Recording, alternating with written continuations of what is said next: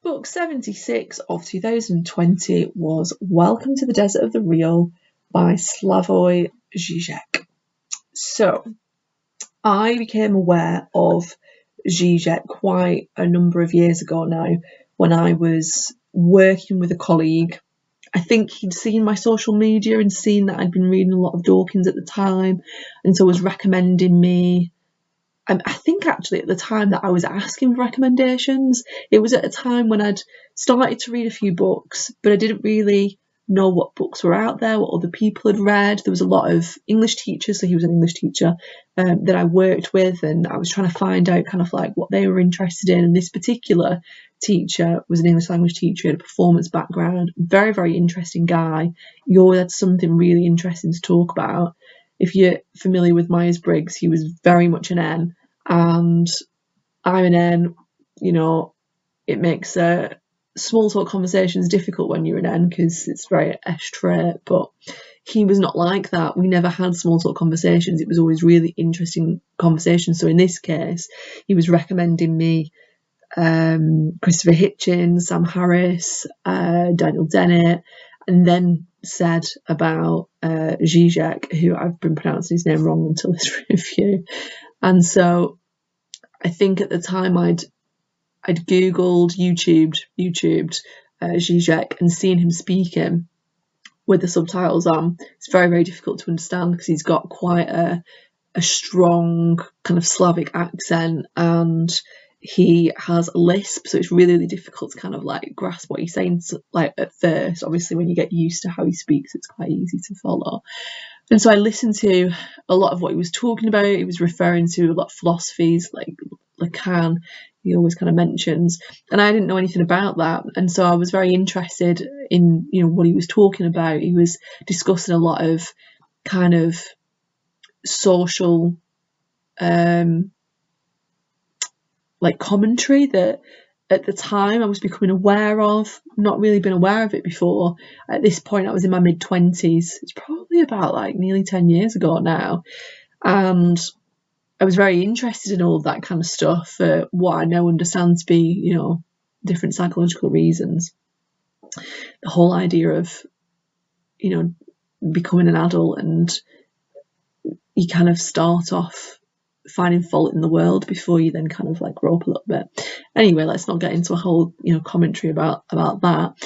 Back to Zizek. So yeah, I listened to him on YouTube. I heard him kind of philosophizing about international politics, and I'd also watched him in like an interview where he was talking about lots of books that he'd written. So I thought, well, he's obviously, you know, very well read himself. He understands lots of kind of geopolitical kind of things that have gone on, which I'm very interested in. It's something that I am wanting to kind of study more about.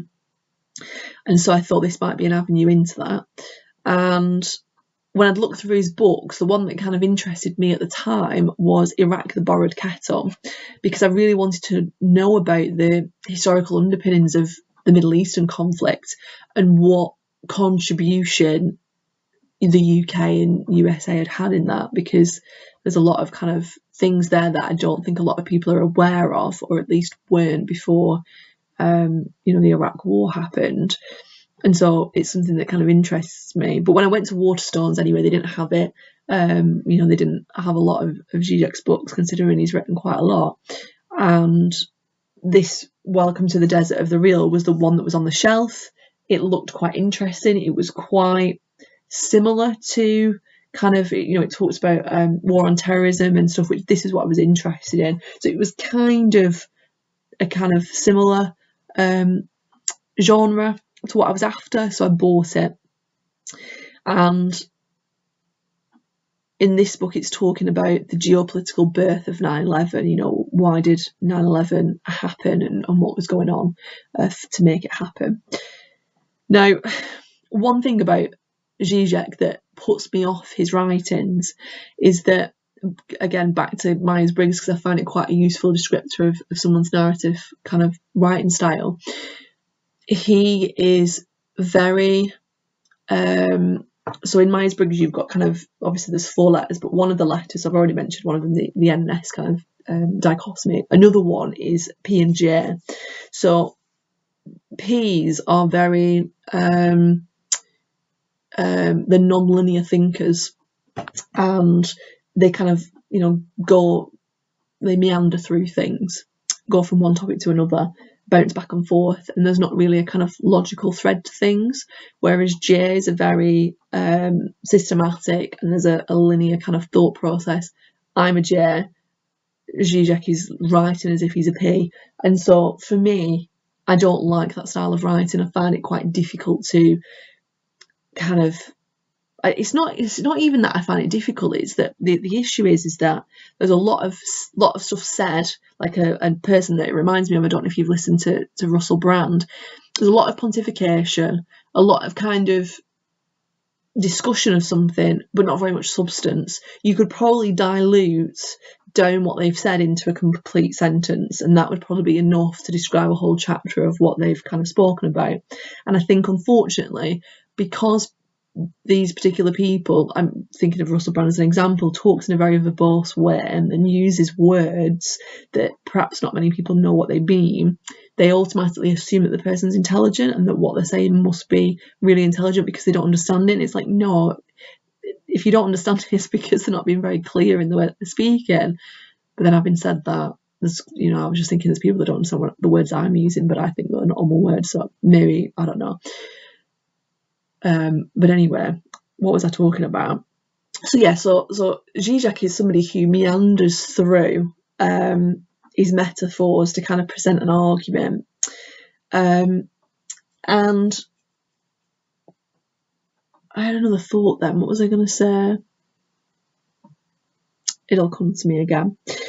So he meanders through his metaphors to present his argument. He begins with, in this book, because it says, well, in actual fact, another thing that drew my attention to this book, this Welcome to the Desert of the Real, was that is a saying, it's a line, or a line very similar to one in The Matrix. And I absolutely adore The Matrix and love kind of the philosophy behind that. Oh, that's what I was going to say. It's got me back around to it. See, like, I am thinking in this review, like his writing is, I'm getting into method kind of acting back of it. I feel like maybe this is a thing of the philosophy genre, because I've read other philosophers and they're very similar, and it's just not my bag. Like I've read a lot of philosophy because my subject is psychology, and a lot of psychology was, the experiments and things were off the basis of what people had philosophized. So it was kind of like the experimental side of philosophy. However, it's just the style of writing just isn't for me. It's like it's what they call extroverted thinking, and I'm a kind of introverted thinker, so it doesn't really kind of work for me, really. Like, it's like they're saying things to kind of see what they think, but they haven't thought about it and communicate. Like, I prefer writers that have thought about what they're thinking and then they're communicating it in a linear structure. People like Dawkins, people like Yuval Noah Harari, they're the kind of style of writing that I like. This book's not that. It's very meandering, very kind of like just discussing things, and then you get to the end of the page and you're like, what is he talking about? And it's not because I'm not following it or I'm not understanding what he's talking about. It's just that he's just kind of, it's very loose. It's very, very loose. Anyway, back to the book. So he meanders through these metaphors. He begins with the paradox of our passion for the real. And what he suggests is that if you actually achieve something that's real, it creates disgust. And he gives an example of erotic passion. So you have this kind of idea of erotic passion, but then when you are confronted with a human body, it disgusts you, because it's almost like, when you are you're idealizing what you think of is real, but then when you actually get the reality of it, it's not actually what you thought it was. There's kind of like a disconnect there between what is actually reality. So he uses this as an allegory to discuss the real reason for the terror attacks of 9/11. So again, it's a very kind of interesting allegory, I suppose you could say. Zizek suggests that Hollywood acts as an ideological state apparatus, which is it's a sociological term, which creates the illusion that horror only happens away from reality, whereby bodies laying dead after the World Trade Center are not depicted, but raped Bosnian women after war are. So what I mean by this, when I've written this in my written review, is that Zizek is talking about how, and I've noticed this myself actually, that what Hollywood in films and what the media do is they suggest that living, I mean, maybe not so much nowadays, but definitely, well, even nowadays, but, obviously new thinkers in terms of people that make movies who are not in Hollywood have changed the narrative, but, Hollywood itself, it's trying to make out like being in America is safe and that horrors only happen in other countries. And our view of what other countries are like is very warped by this ideological state apparatus. One thing that made me aware of this and that this was happening, not from a kind of Hollywood standpoint, but from a media reporting standpoint, was that there was a lot of media attention on terrorism. And there was a lot reported about what happened in Paris when some cartoonists denounced the prophet and they were attacked for that. There was a lot of media coverage about Paris, whereas there were terror attacks going on quite regularly in other countries that were outside of Europe that weren't getting reported on. And I just did a Wikipedia search and found all the terrorist attacks that had happened and was astounded by the fact that people weren't being reported in other countries, and it was just in Paris that it was reported. And it was a bit like, why is the life of Europeans more sacred than other lives? Like, why is that happening? It didn't really sit well with me, that. And I appreciate that there might be kind of an explanation of it's a bit rarer for war to happen in Paris than in other places, but in the other places that weren't reported, it wasn't common to have war there either. So again, this kind of idea of this Hollywood acting as an ideological state apparatus is one that I can, accept as being the case, and presenting these Bosnian women raped after war, but you don't see the American soldiers with all the atrocities that they, have carried out. And what Zizek is saying, you don't see any images. In fact, this is reminding me actually around this time when I was recommended this Zizek, because obviously I read it in 2020, but I was recommended it like quite a few years before and hadn't really kind of investigated it.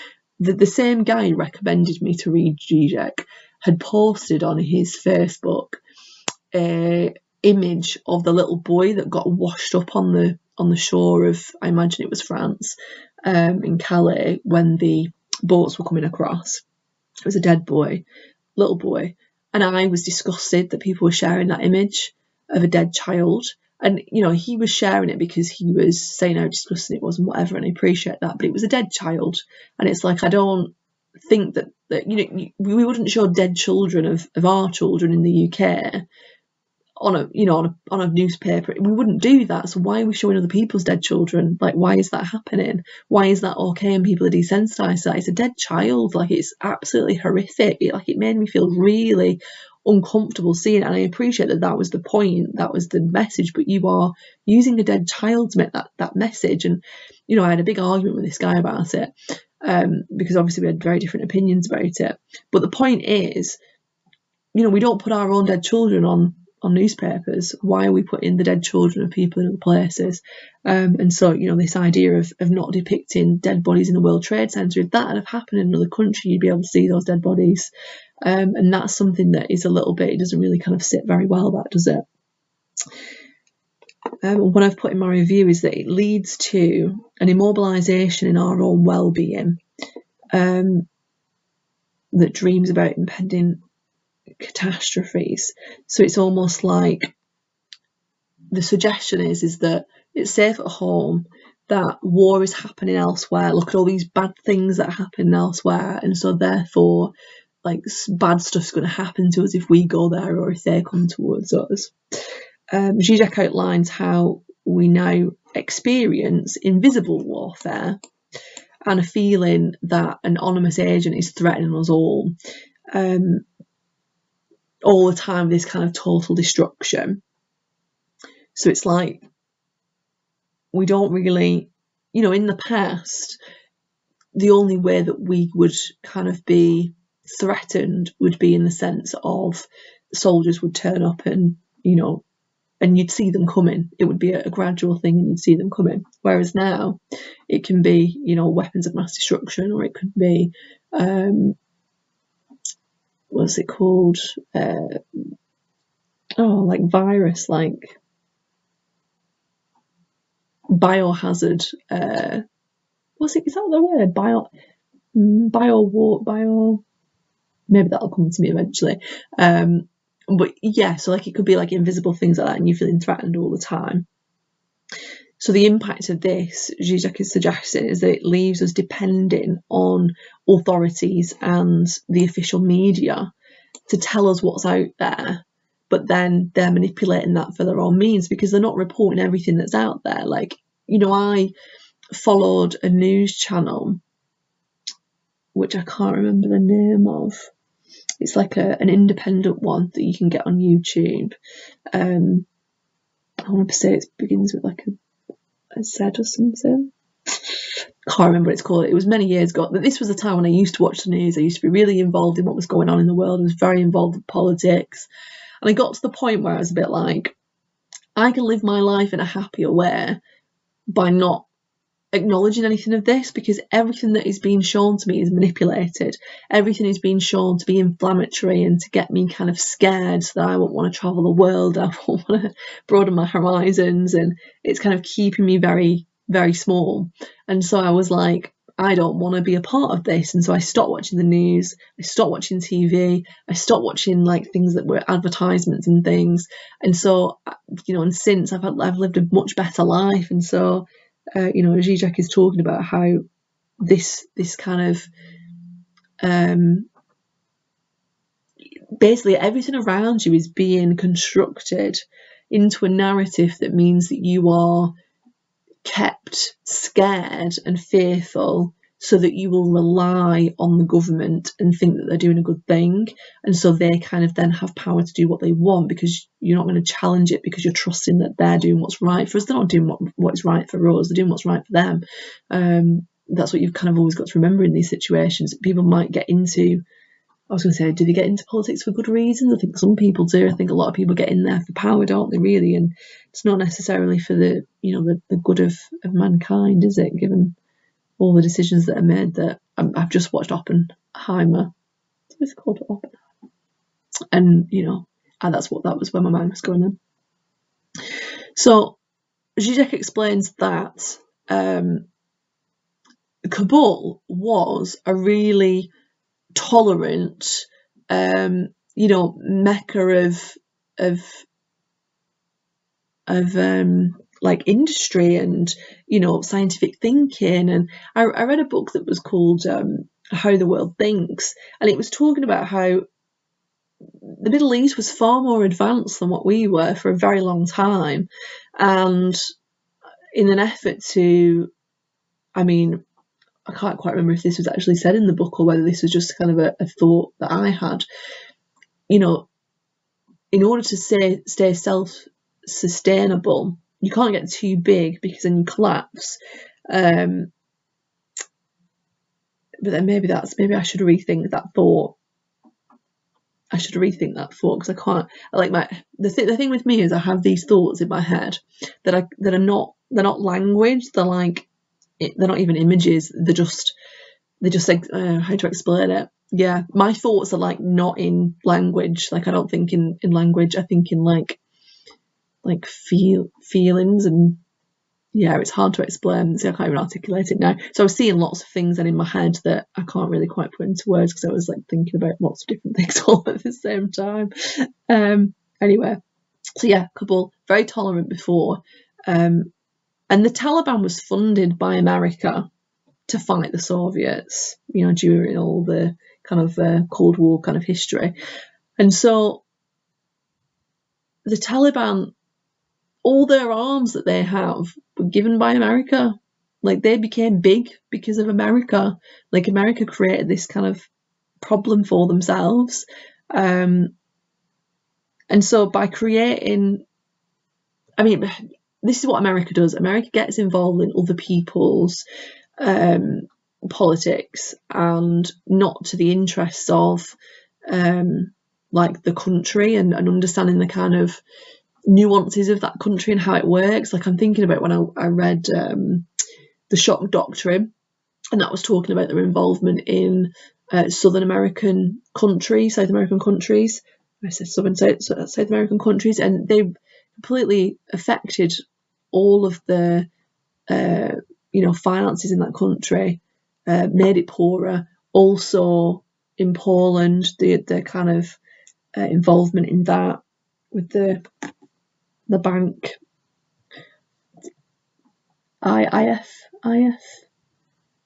what's it called? I'm not having a good time today of remembering everything. I have had a wine, to be fair, so maybe this is stopping me from thinking about it. But it's reminding me of all the things that I've read, many years ago. And you only ever remember the essence of what you've read, not the complete, actual information. Is it the IFL? It's like the main bank that people have to, borrow from. International. I don't know. Anyway, so yeah, basically, by America providing the Taliban with arms, they've created an undemocratic political system that's benefited America because they relied on the country for oil reserves. And if you think about it, if it was a democratic system, then they might have decided to develop anti-American ideals. And then if they did decide that, then that would mean that the oil would be less obtainable.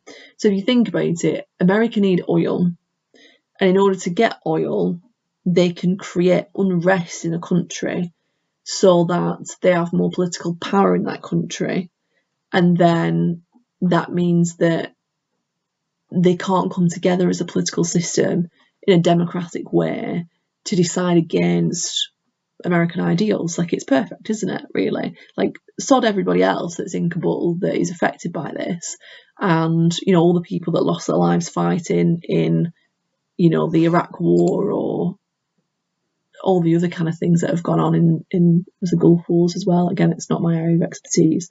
And so it's all been for oil. Great. Zizek also challenges Islamophobia and draws parallels with Christian religious fundamentalism. And I've always, I completely agree with this. I've always thought it very odd that people are Christians and yet they have a problem with Islam and call Islam, all horrible things, which is the Islamophobia, but don't really understand the history of their own religion. I'm thinking just now of the Crusaders and how bloody that was, and there's a lot of history where Christianity has not been very nice, and you could say the same things about Christianity as you can about Islam, and it's almost like people view Muslims all of the same, and it's like, well, Christians are not all the same, so why are you viewing Muslims all the same because of Islam? Like, it doesn't make any sense, does it? But it's this kind of them and us kind of mentality, and this kind of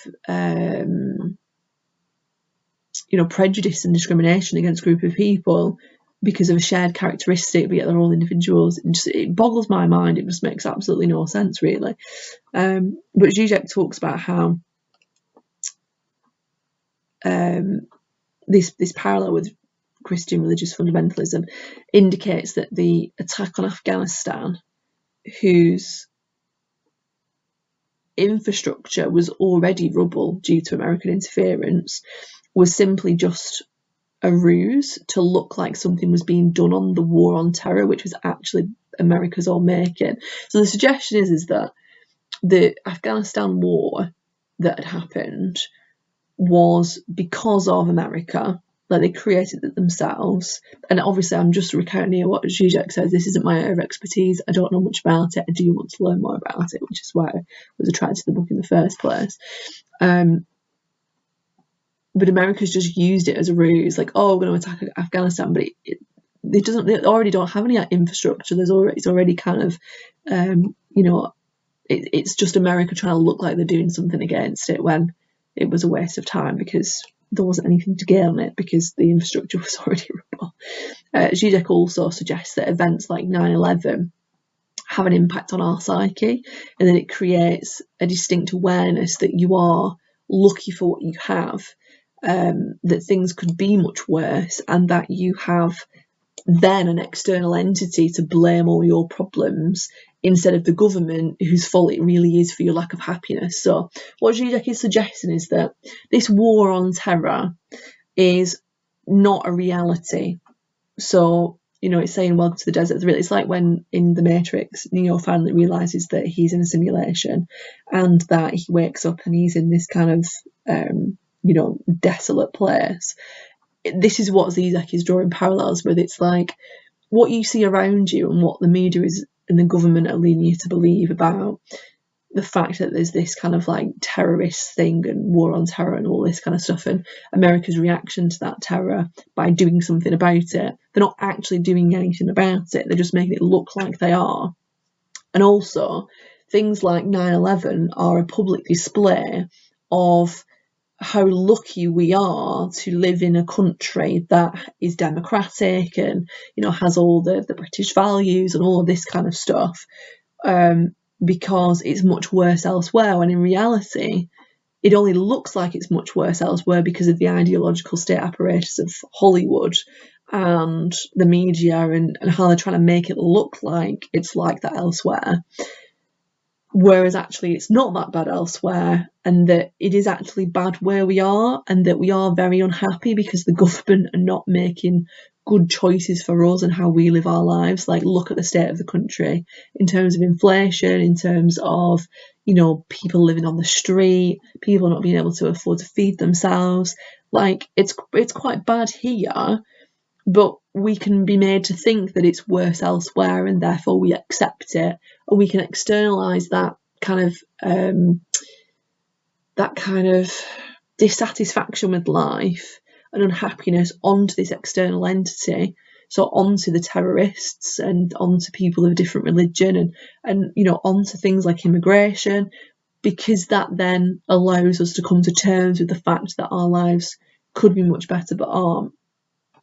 Now, as I'm saying this, I do kind of think, yeah, I agree. But then at the same time, I'm a bit like, it's not that bad here. It is quite democratic here. You have got kind of freedom of speech. You have got the ability to kind of go about your day in a safe kind of way, usually, although crime is quite high.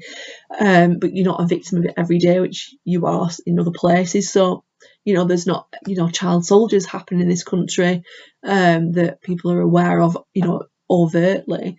Obviously there's a lot of slavery that goes on, and sex trafficking, and paedophilia and all that. There's lots of crime that happens, but I suppose the difference here is it's very covert, so it's not as open as where it is in other places. So maybe we're fooled into thinking that it's better here, but maybe it's not actually better here, which is what I think Zizek is trying to suggest. However, Zizek also suggests that happiness is asking for things that you don't really want. So, for example, when the left ask for the relaxing of immigration borders, they know that will enrage racist working class, and they'd get backlash from that, and that ultimately leads to the undermining of left academics, and thus what the left really want is for it not to be realised, and to blame the right for this so that they can enjoy their privileged position whilst virtue signalling. Sorry, that's what I'm just reading out what I wrote, because it is exactly what he's saying. I was quite surprised at this point in the book when Zizek said this, because I was always of the opinion that he was aligned with leftist ideology. But what I didn't realise was that just because that the left is a little bit more complicated, and I'm sure he defines himself as a communist, but I wonder if I've written about this later on in my review. Maybe not. I don't know whether he says that he's a communist or not, but I always kind of thought that they were the same as the left, which is all about, you know, LGBTQ plus kind of, you know, this trans activism kind of labelling and all that stuff, you know, race and all the kind of characteristics of an individual. I thought they were all the kind of the same thing, but Zizek doesn't align with that kind of narrative that's currently happening in Western kind of countries at the minute. So I thought that was quite refreshing, because he's got different ideas to what's currently out there, and he stands up for those and argues those, and is I don't want to say protected, but he's not asked really about the people that call people that have his views bigoted and what have you.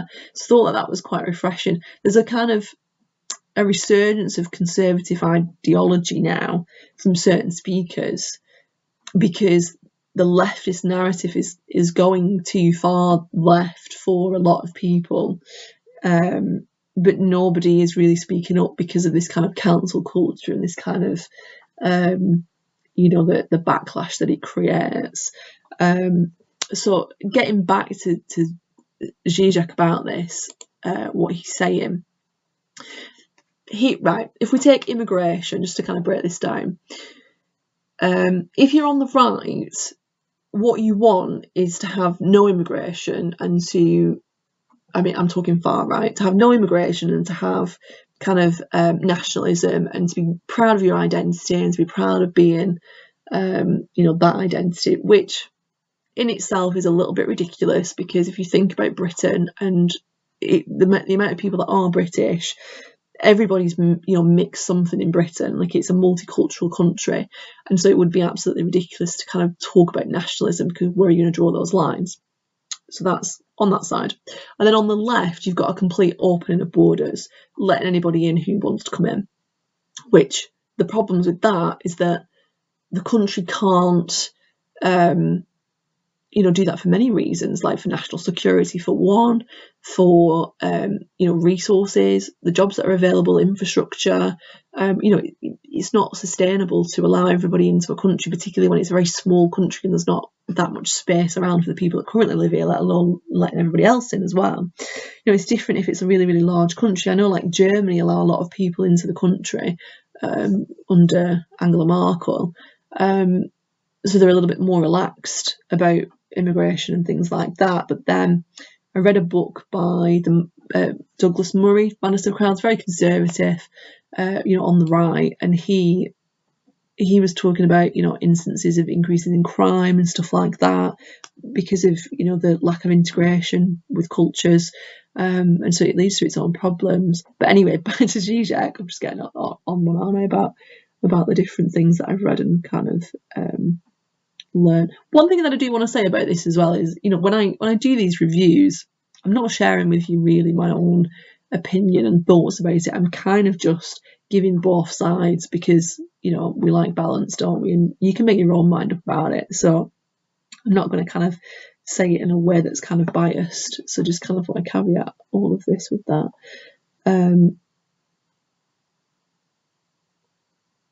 So Zizek is talking about, keep saying I'm going back to the book and then I talk about something else.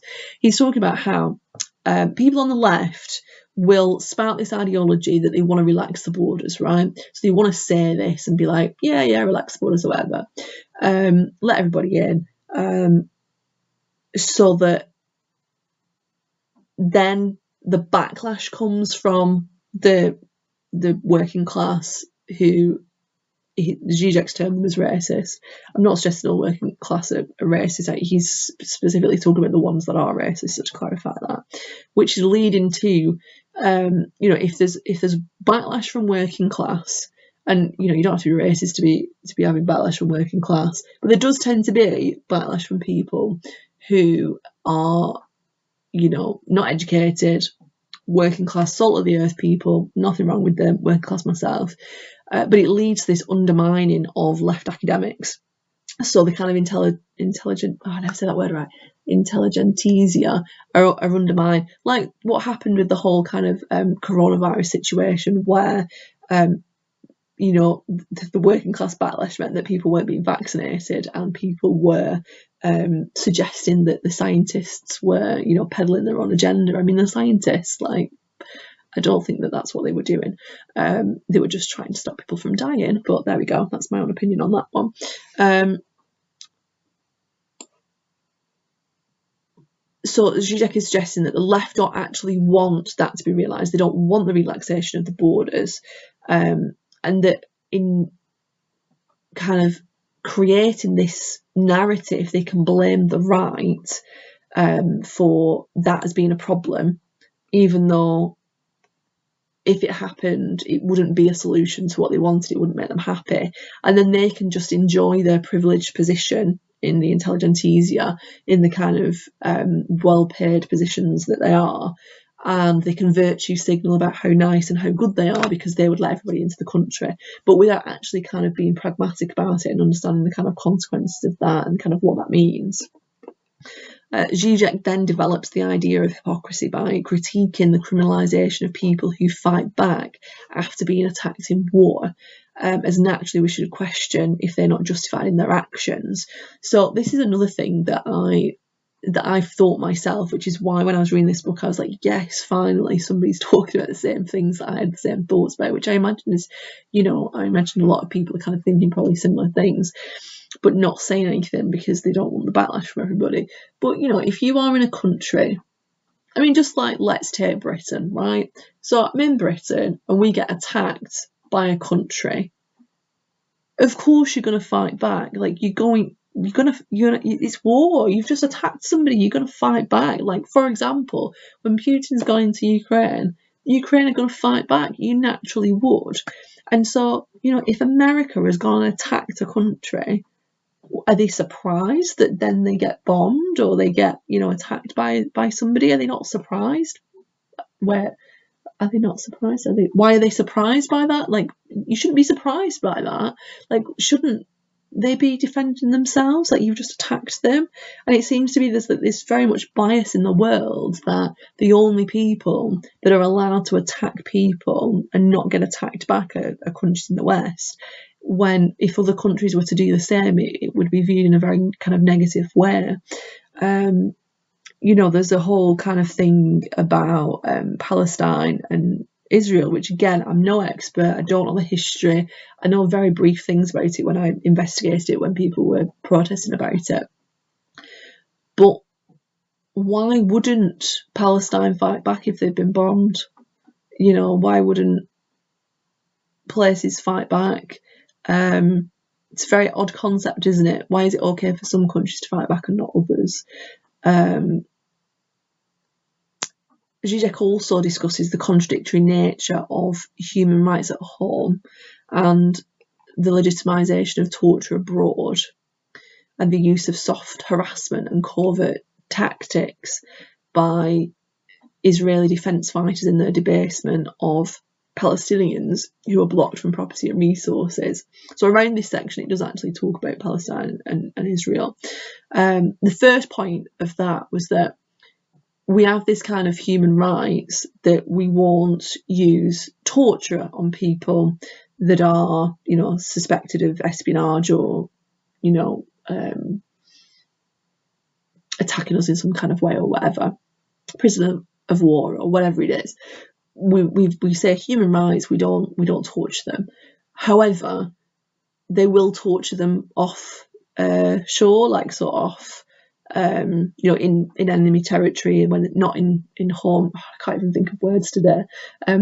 not at home. So, torture doesn't happen in America, but it'll happen, in a country that's just next door to America. It's a little bit hypocritical, isn't it, to be like, well, we've got human rights at home, but we're not going to have human rights anywhere else in the country. We're not going to give enemies human rights. And so, I appreciate why that is, but then it's a bit like, well, the problem there is, what is the definition of that enemy? Who's decided on that enemy? And that's when it becomes very murky, and who's allowed to be tortured, who's not. And then Zizek also then talks about soft harassment and covert tactics by Israeli defence fighters. Palestinians are blocked from resources, from promotions, from buying property, just in a similar way. What I was just thinking then, maybe it's not similar, maybe I shouldn't really be drawing parallels like this, but it just made me think of like red line in America, between white and black people, and how like people are covertly blocked from things. And again, it's that kind of hypocrisy, isn't it? So am I at the end? Oh, I am. I was just thinking then, I've done like 2 parts of the review, because I've pasted it on my Instagram profile that I have for books, book reviewing, and I thought I was just coming to the end of the first half, but it's actually the end of the second half. Yeah, so what I've put at the end is overall some very interesting ideas that were discussed in the book, and a lot of resonance in some thoughts that I'd already had about things that had been happening. Sometimes I have these thoughts about things, and I think, is nobody else thinking about this? And then I read something like Zizek, and no, not Zizek, that's wrong, it's Zizek, and I'm like, thank God that there's somebody else that's thinking things that I'm thinking, because then I'm not the only one that's looking at the world thinking, what the fuck is going on, and why is nobody doing something about this? But but yeah, so overall very interesting ideas, but my preference is for a less tangential and more structured and substantiated information about what the topic is. I just don't like the way he writes, and so for that reason, respectfully, I respect him as a thinker. I respect him for the way that he communicates his views, and he's not swayed by what anybody else thinks about what he thinks.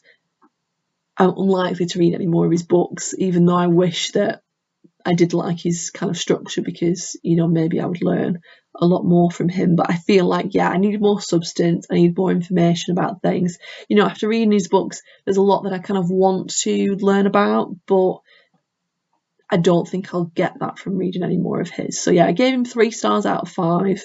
I enjoyed what I learned about, but perhaps I did find it quite difficult to get through, and it's not really that big of a book, or is it? Let's see. Yeah, it's only like 200 pages, and it did take me quite a long time to get through it, and drag myself through it. And there was another book actually that, when I was at my boyfriend's house before we moved in together, he had like a shared bookshelf of the people that he lived with, and there was another Zizek book on there, and I started to read that, and it was talking about Hollywood and Hollywood films, and I kind of thought, it's not really what I'm interested in, so I didn't bother reading it, because I thought, with this, it's like a topic that I was interested in, I could drag myself through it, but I feel like with something that I wouldn't really be that interested in, it wasn't enough to get me to read that other book of his, so I'm unlikely to read any more because of that. But if you think like him, in a very kind of meandering kind of thought process, and you like to flip from ideas, and you're not really bothered about the substance of things, and you just kind of want a surface level of introduction about things, then you might enjoy it.